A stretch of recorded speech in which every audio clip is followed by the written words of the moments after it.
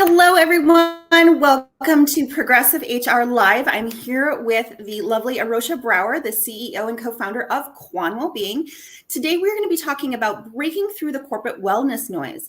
And of course, we're going to be talking about Quan and the scientifically backed well-being platform for your employee workforce. So we're going to start off our live right now. If you go ahead and introduce yourself in the comments and let us know where you're joining from. We'll start with Arosha's first question. Hi, Arosha. How are you doing today? Hi, I'm doing great, Corinne. Thanks for having me. So tell me a little bit about Quan's origin story. Yeah, perfect. I guess to start with, I should probably tell a little bit more about me. I'm Arosha Brouwer. I have a background in digitization and performance. I've been a consultant in the space for quite some years, 15 years actually. And Quan is now approaching its 2-year birthday. I think my background is really in the space of, why is it that some teams are more innovative than others? What does a high performance team require? So I spent quite some time working with psychologists and coaches, looking at the different organizations, looking at the different kinds of teams and the things that were there to help them basically operate better.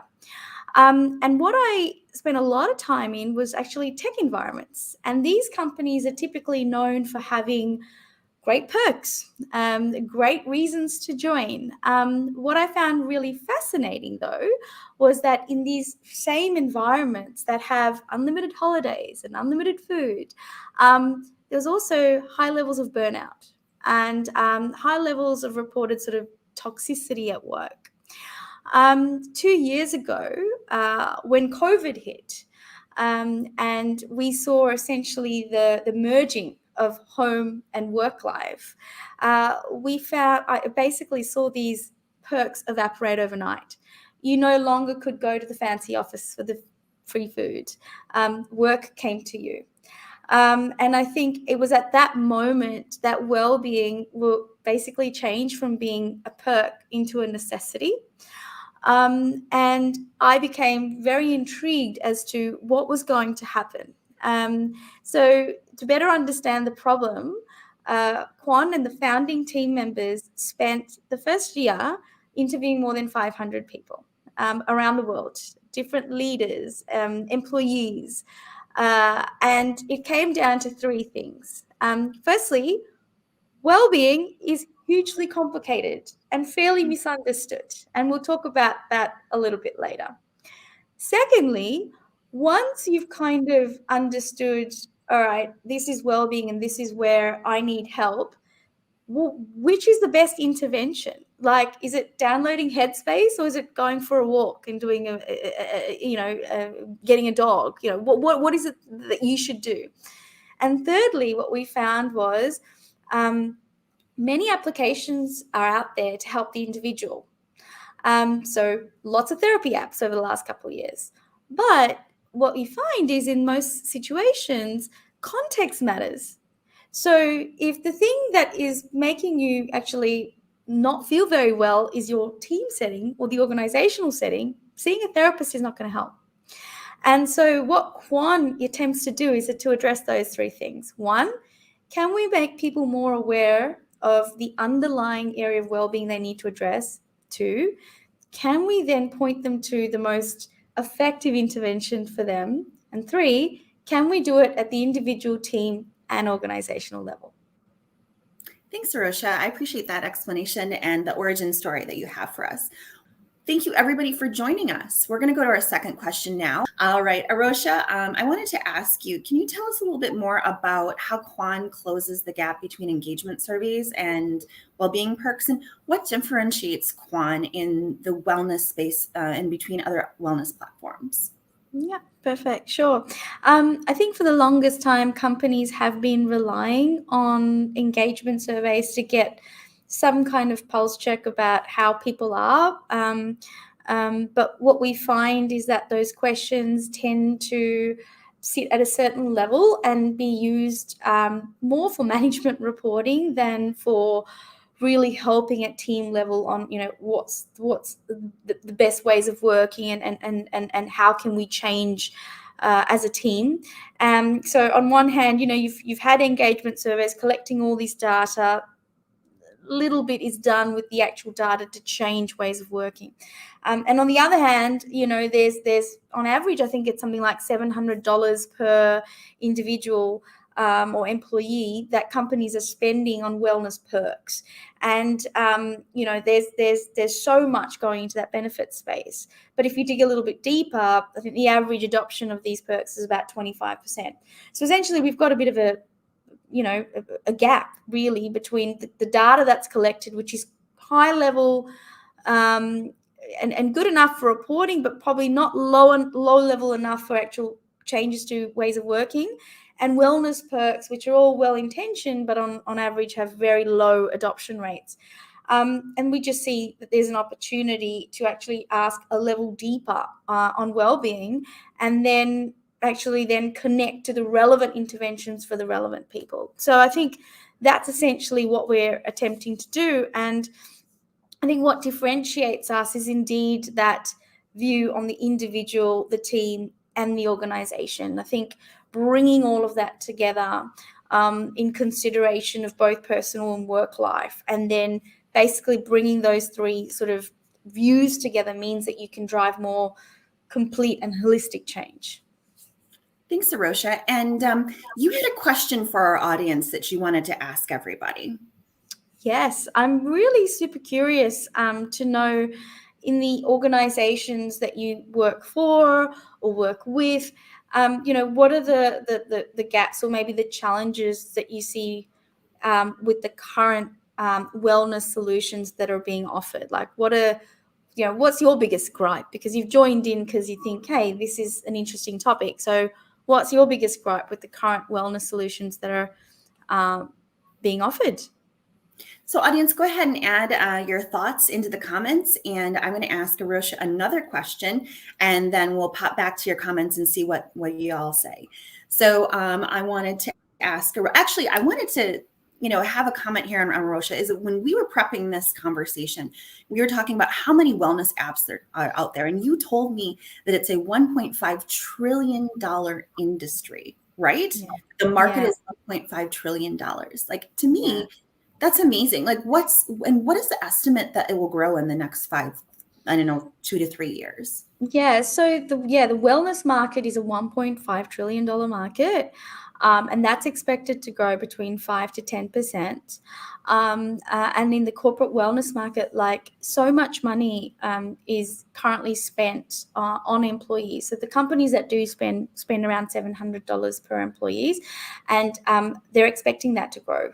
And yes, we're in an economic downturn, but all of the market reports go to show that mental health is just becoming more and more important, and organizations, and rightfully so, are prioritizing it. Funnily enough, with an economic downturn, actually brings around more stress and pressure. So I actually think that this is going to become even more important as we head into this sort of gray area in the business and tech world as well. To your point, I was thinking about a few hours ago, I was thinking about our conversation, and I was thinking about how I think we're still on maybe the tip of the iceberg of understanding our own well-being and understanding what makes us healthy, in the sense of we're so used to stress, and we're so used to the hustle, and we're so used to everything.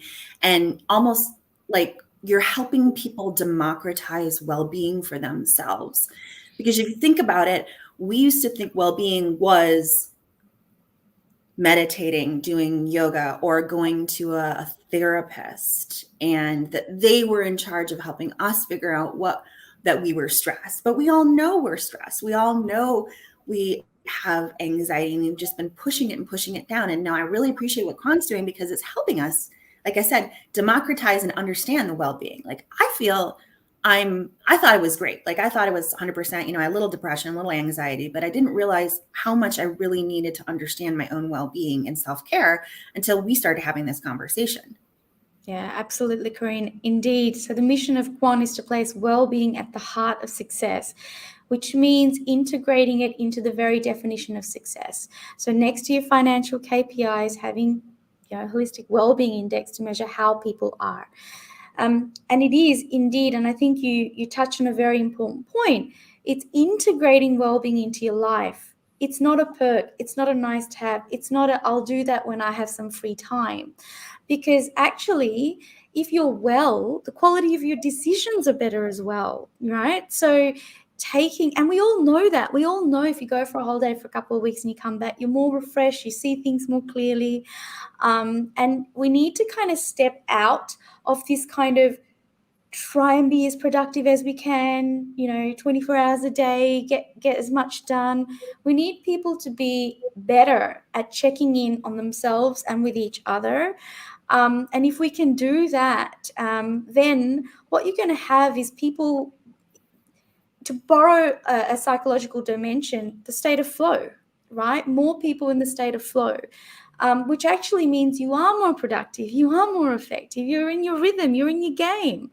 So I'm excited that applications such as Quan are out there with us. We're trying to use data and insights and pointing to interventions to get people to that state.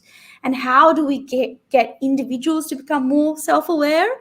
And how do we get teams to then use this data to say, hey, there's a better way of working, which is going to actually help us be more productive. And that's hugely important. I can tell you're really excited and passionate about it, and you're making me excited and passionate about it as well. Yeah. We're going to go to our audience here. We've got 3 comments coming in regards to your question. So Anne said, getting leadership adoption of programming and modeling well behaviors like work-life balance, enabling mental well-being conversations, etc. Zena said, I'm not an HR director, but I do work a lot with them. And what I keep hearing is that the adoption of wellness benefits is hard, as you mentioned. And then she added, especially in a virtual format. So I think that's a point. That's a point that, with more of us working remotely, that adds an extra layer of, I wouldn't say difficulty, but like challenge as well. But I also think we're helping, the jury's out. Like, I believe remote work helps us with our well-being. Some people feel like it adds more stressors in certain points. To Zena's point around low adoption, our adoption is currently 88%. But the reason why it's so high is that we work from team by team, and not like it's an HR mandate that everybody needs to do it. So you see the direct benefit for yourself, but also as a team. So by highlighting, hey, these are the things we need to work on, and during the demo you'll see, the whole team benefits. And I think that leads to higher adoption. So you mentioned that you have 88% adoption. How many organizations are you currently working with? Because I watch your LinkedIn, the company LinkedIn page, and you're always congratulating the companies that you've worked with. Yes. Signed on. And so I wanted to ask, like, if, with the 88% adoption, what's the other metric on the other side? How many companies are you working with? Yes. So we're actually working with, and we launched our version 1 only 10 weeks ago. And since then, it's 22 organizations around the world. And that's the number. And also, it's also based on a year and a half of pilots that we did as well. So around 2,500 people all in all. Okay. So I think that's great numbers. Great numbers. Yeah. I wanted to see who this is. Kathleen Castillo. Hi, Kathleen. Welcome back. She was on our live last week with John Adcock, and we were talking about care.com and their benefits. So she said the current wellness solutions were good and progressive. However, poor management, toxic culture, lack of succession planning didn't allow employees to even want to utilize them besides the EAP to help deal with the level of anxiety and stress. Yeah, this is what we hear. This is what happens when a wellness perk is on top of. Yeah. And then Melinda wrote us a very long comment here, and I appreciate it, Melinda. I think wellness solutions are sometimes rolled out based on assumptions of the workforce. That's a great point. And no one took the time to understand that well-being meant to the employee, what well-being meant to the employees and what they wanted or needed. Also, historically, wellness in workplaces was reactive versus proactive. And I think awareness helps employees better understand what success could look like for them how to advocate for that, and also adopt what is currently in the environment. I love that. Yeah. I love what Melinda's saying, and I think she touches on a very important point, which is proactive, which is actually linked to preventative. This is a preventative step. By being able to read yourself better or read your team better, you can take steps to hopefully help people before they get to that state of burnout, or before it all becomes too much and they can't. And indeed, I think that organizations have a role to play in the preventative healthcare area, which is basically what we're touching upon. So before we go into our demo, everyone, we're going to do a quick 5-7 minute demo, depending on your questions. I wanted Arosha to talk about what she had mentioned before about the Quan dimensions.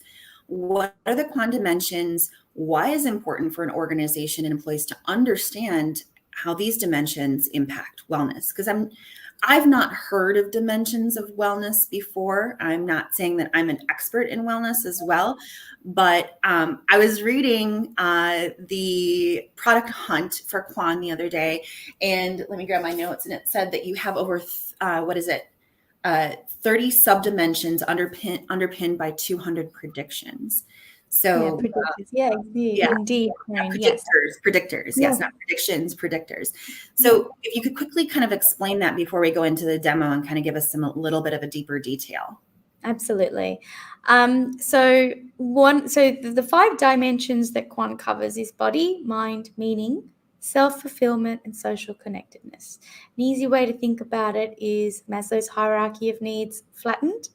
But in order to get to that, we did loads of academic research and also validated with more than 70 therapists. So within Quan, we have a team of org psych, clinical psych, and neuroscientists that are constantly working on this framework. So there's 5 dimensions. Under that, there's about 28 subdimensions. So under body, for example, nutrition, exercise. Under mind, stress, anxiety, and the list continues. But all of these are what we call symptoms: poor sleep, poor nutrition. What you really want to get at is the predictors. The predictors are the things that you do which will then influence the symptom, right? And that is, for example, if you're not sleeping well and you just treat "I'm not sleeping well" with sleep stories, but the predictor is actually work-life imbalance, financial insecurity, your conflict at work, that's the reason why you're not sleeping well. So no amount of sleep stories is actually going to help you in the long run. So this is what we talk about, going deeper, the underlying cause of well-being. If we go around life simply treating our symptom, we're not going to be addressing the very thing that actually needs to change. And so Quan is entirely built on going deeper. Quick clarifying question. So you mentioned a lot about the predictors at work. You also include predictors at home, correct? Absolutely. Yes. And that's a very important point. Thank you for drawing that. Quan doesn't just look at well-being at work. Well-being at work isn't actually a term. Can you actually just be well at work? We're human beings. Personal life and work life come together. This is why the well-being industry has hugely benefited from COVID, because for the first time, you could not separate home and work. It came together. So you must consider a person's personal life as well as their work life. So what we do is we measure certain dimensions, personal life versus work life, because sometimes, for example, stress, you can see, the stress is coming from work or the stress is coming from home. But it's important that you don't just look at the work aspect and sort of disregard the home. Thanks, Arosha. So everybody, we're going to go into the demo now. If you have any questions during the demo, go ahead and throw those in the comments. Perfect. So can you see this okay? Yes, definitely. Perfect. Great. So this is what an employee would see. As we mentioned at the beginning, we are a company that is incorporated in the US, but We have our roots in Europe, so GDPR and data and privacy is extremely important, as it should be, because it's well-being. So yeah, just imagine that you're an employee and you're starting the Quan journey. So we explain that we're looking at well-being across 3 contexts: in general, personal life, and work life. And this assessment takes on average 5 to 10 minutes to complete, depending on the person. This is how we ask questions. During the past 2 weeks, I've been experiencing stress, say in my work life in this case. The individual then simply answers the questions. Once they've completed the assessment, it then goes into, hey, so we've identified your 3 areas that you should perhaps address. In this case, it's uncertainty in work life, uncertainty in personal life, and sleep. So the employee is able to then select something that they would like to work on. In this case, they want to work on the uncertainty in work life, and then they go on to answer additional set of questions. And in this case, Lucy is now able to see very clearly what's going well, what are the risks, and in terms of the focus area that she's selected, it'll actually also mention to her, these are the things that you need to sort of work on. So it'll tell also not just this is what you need to work on, but how to work on it. So we actually have here a path, which then suggests the interventions to help the individual. So this, at the moment, we have a mixture of both Quan content as well as external content. And we also enable companies here to upload the various offers that they have in-house. And this is one way of, those various low adoption wellbeing perks. You can pop them here so you can see, what's helping your people. Now, we also offer this at the team level. So we need a minimum of 6 people to complete it. And then what we're able to see here is the top wellbeing strengths, the risks, as well as the underlying enhancers and the derailers. So again, going deeper onto what this particular team needs to address. So you can imagine a manager sort of zooming in on this. And then again, we offer a path of interventions, which in this case can be a range of books, exercises, all sorts of things to help the manager as well as the team address the key areas that are most likely impacting productivity. Now, at an organizational level, what we do is we aggregate the result across the different teams. And then what we're able to see is what's going well, what needs attention, as well as the highest reporting teams, the lowest reporting teams, and then a detailed breakdown by team, but also by subdimension. So it's very clear here that engineering seems to be doing quite well, but customer service might need a bit of help. We can do a little bit of a deep dive into, which subdimensions are really of concern. In this case, burnout just popped up there, needing attention, and anxiousness in work life. So you as a central HR or leadership team know, okay, these are the things we need to address. The Quan assessment and essentially access to the platform is devised in a way that it's a quarterly assessment. And the reason why we landed on quarterly is because habit changing takes time. So we want to fit with what we see as the natural cadence for teams to look back, which tends to be quarterly. And this way they can also look at their wellbeing data versus objectives for that quarter and be able to then commit to, hey, these are the things we need to work on. These are the exercises that we're going to undertake to improve. And over, quarter by quarter, the company can then see, are we improving? What do we need to change? And that's it. Let's see here.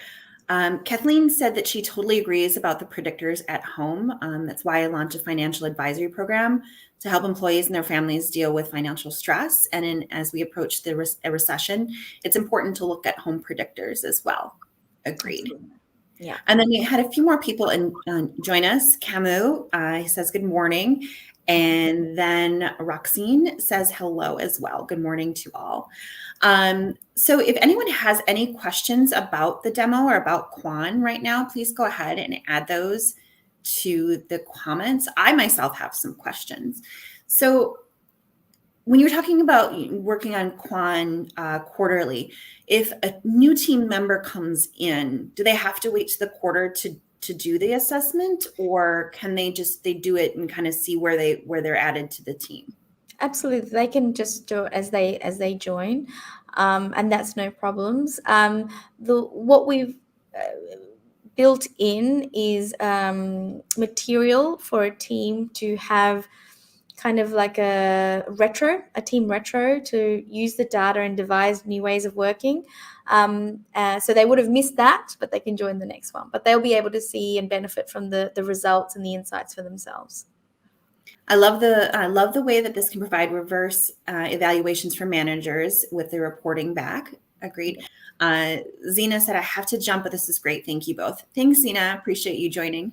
Who decides on the resources? So you offered there were some resources in. Yeah. Does the company decide? Does Quan add? Do the employees say, hey, this is a great resource? Can we add this? That's a great question. So one of the most important things that Quan prides itself on is pointing to evidence-based or interventions with proven efficacy, which is why for such an early stage startup, we have got the neuroscientists and the org psychs in-house. So we have our own content that we have sourced. But at the same time, if companies have got interventions that they offer, we will show that on the platform. So, companies can start to also track what's being used, could they direct spend elsewhere? Are there dimensions that need more interventions? And that's what we offer. Okay. Do you have partners? Like, do you have certified partners that the scientists vet? Yeah. Is that what you were saying? Okay. That's in the roadmap to come. So we haven't developed a certified partner network just yet, but it will hopefully come. Why is it important for organizations to help their workforce to focus on their attention? Why is it important for organizations to help their workforce focus their attention on what matters to them and how to help employees draw from their current strengths? Well, I think this is what the latest research shows, right? If you think about the whole teal movement and bringing the whole self to work, if you look at the trends about where organizations are going and the network of teams, it's very much moving towards how to get the best out of different individuals. So investing in ways for people to become more self-aware and improve themselves, whether it be skills or just how to deal with emotions or life, benefits you because it ultimately leads to more productive people. We all know that famous, I think it was Gallup stat, which is like 80% of people are disengaged at work or something like that, or it's all about how do you get more engaged people, and these sorts of measures will lead to that, not just engaged but highly productive, right? So yeah, that would be my answer to that. Okay. And so I was looking through Product Hunt and I saw on something that wasn't in the demo, but something that was on Quan that was, I wrote it down here. What are the well-being risks and what are the well-being strengths? Can you explain that a little? I know we just kind of went a little bit into the employee check, but could you explain that a little bit? Yes. So the strengths are basically, your enhancers, or where the team you can do it at a team or an individual level, but things that are going well. 80% of the team have strong social connectedness at home and at work, for example. 80% of the team are sleeping well. Those are things that during the bad times, those things can really help. The others are your risks.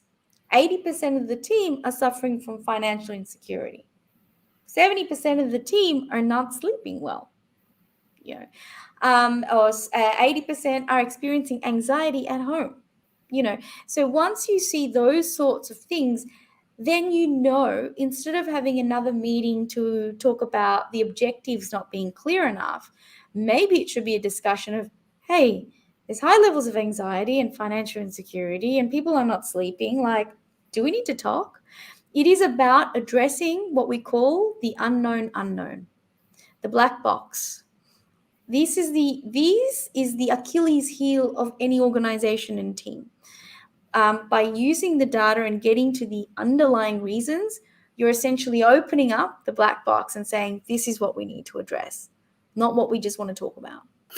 Who has visibility on the results? Can the information, which could be quite confidential, be visible to other users? Is it leadership or just HR? So individual data cannot and will not be shared with the company. That is just GDPR laws here in Europe. And we believe that is extremely important, especially when it comes to wellbeing. But aggregated results can be seen by the whole team leads, and HR. In many cases, especially like we've worked with like leadership teams and like global teams, the leader, the person that has asked Quan to come and help that particular construct is too busy. So what they do is they sort of identify a project manager or someone to go on and organize the workshops and the interventions. By opening up the data and sort of giving everybody a look at this is what you can do and here's data, they actually have usually like volunteers coming up and saying, hey, we could coordinate this and we could do this. If you only share it with the leader, sometimes they can be the bottleneck if they're too busy. Good point. So this next question is from Kathleen, and I love this question. It's getting harder to spend. It's Arosha. It's getting harder. Arosha. It's hard getting companies to spend. What's been your best pitch to why companies need to invest in Quan, and what companies are coming to you? Excellent question. That's a great question. So at the moment, we worked predominantly with scale-up organizations, and I have sold into the chief people officer, or in some cases even the founder, and also heads of, and it might seem interesting, but learning and development. And typically the reason why they come is they recognize that the market is insane right now. Finding top talent is hard enough. Holding on to them is even harder. And in the tech world and the scale up, 1 in 4 actually quit in the first year. And in most cases, it comes down to culture.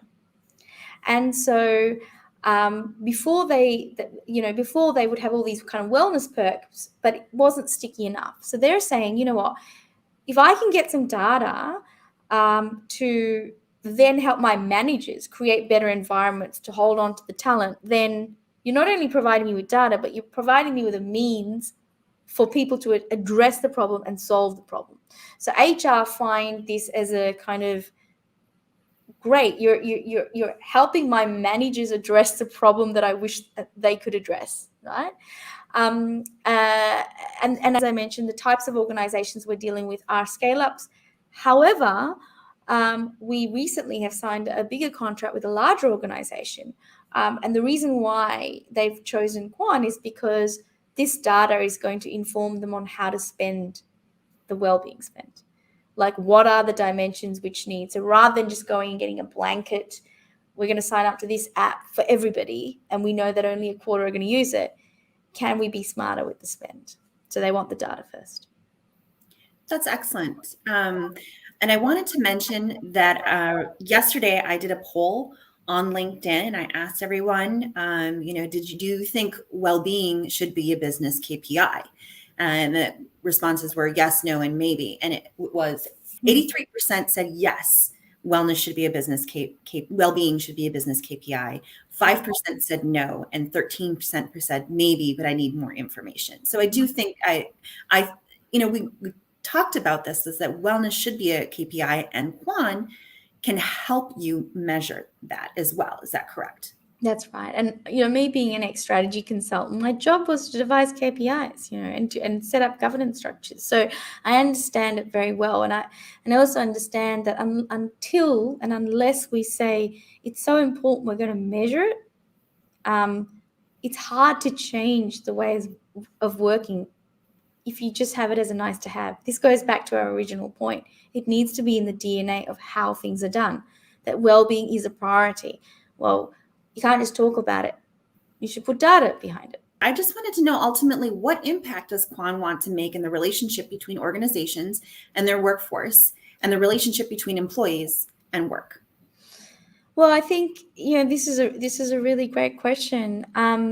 We want to strengthen the connections between people. An organization is made up of people. We want to strengthen the connections. We want organizations to be more human, to bring the best out of people. And we want employees to feel like they work in an organization that hears them, that prioritizes their needs, and is constantly looking for ways to create sustainable and healthy work practices. And whether it be helping them improve self-awareness, or whether it be that they see their manager and their team continuously checking in and developing better ways of working, that's what we're trying to do. And by developing this well-being index, which is the aggregated results, like one score, it helps us sit next to the EMPS with a more truer reflection of how people are in that organization. Thanks, Arosha. How can people connect with you? I think the easiest is on LinkedIn. I did reach out to a few people last week and earlier today. So if I haven't, please send me a LinkedIn request.